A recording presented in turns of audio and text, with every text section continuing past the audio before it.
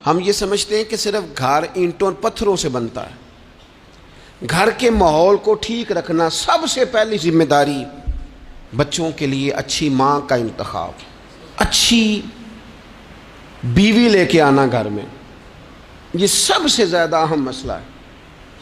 نہ مانے ہم، لیکن بہرحال ڈھیر ساری جگہوں پہ دولت دیکھی جاتی ہے شادی سے پہلے۔ ماں باپ نے بڑی زیادتی کی، بڑا ظلم کیا، ناراض نہ ہونا، بڑا ظلم کیا۔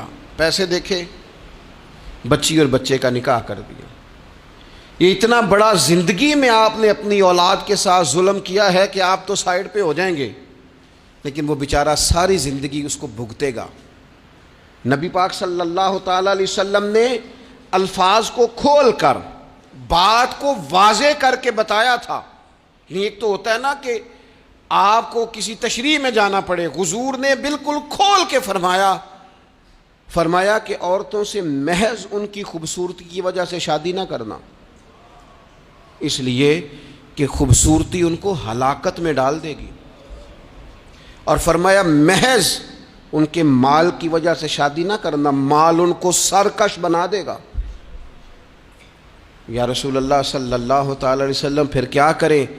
تو محبوب فرمانے لگے ان کی دین داری کی وجہ سے ان سے شادی کرنا۔ اور یہ ابن ماجہ میں لفظ موجود ہیں، اللہ کے محبوب علیہ الصلوۃ والسلام فرمانے لگے کان میں سوراخ والی کالے رنگ کی باندی اگر دیندار ہو تو تمہارے لیے بڑی بہتر ہے۔ باندی ہو، رنگ سیاہ ہو، کان میں سوراخ ہو، اس سے نکاح کر لینا، شرط یہ ہے کہ دیندار ہو۔ بہت اثرات ہیں ماں کے، لہذا اس انتخاب کے اندر باریکی کا مزاج پیدا کریں اگر اپنے گھر کا ماحول ٹھیک رکھنا چاہتے ہیں۔ اور اگر ماحول ٹھیک نہیں ہے تو پھر آپ کروڑوں روپیہ لے آئیں، جس کے بچے ہی ناکام ہو گئے اس کے پیسے کیا کریں گے؟ آپ بہت بڑا گھر بنا لیں، لیکن اگر بچے ہی ناکام ہو گئے تو آپ کی بڑی حویلی کیا کارنامہ سر انجام دے گی؟ اور اسی طرح کا معاملہ مرد کے ساتھ بھی ہے۔ نبی پاک علیہ الصلوۃ والسلام نے فرمایا جب تمہیں ایسے لوگ پیغام نکاح دیں جن کا دین اور اخلاق اچھا ہو تو پھر اپنی عورتوں کا نکاح ان سے کر دو۔ اگر ایسا نہیں کرو گے تو زمین میں فتنہ برپا ہوگا، فساد ہوگا۔ نیک مرد جب ملے تو پھر اس کے ساتھ نکاح کرو۔ صحیح بتانا، خالی نیک دے کے رشتہ دے دیا جاتا ہے؟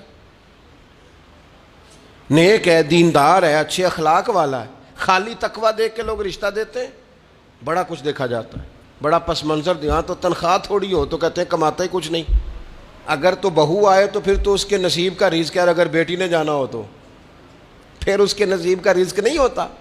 تو جن رشتوں کی بنیاد لالچ پر رکھی جاتی ہے وہاں گھر کا ماحول درست رکھنا ممکن نہیں رہتا۔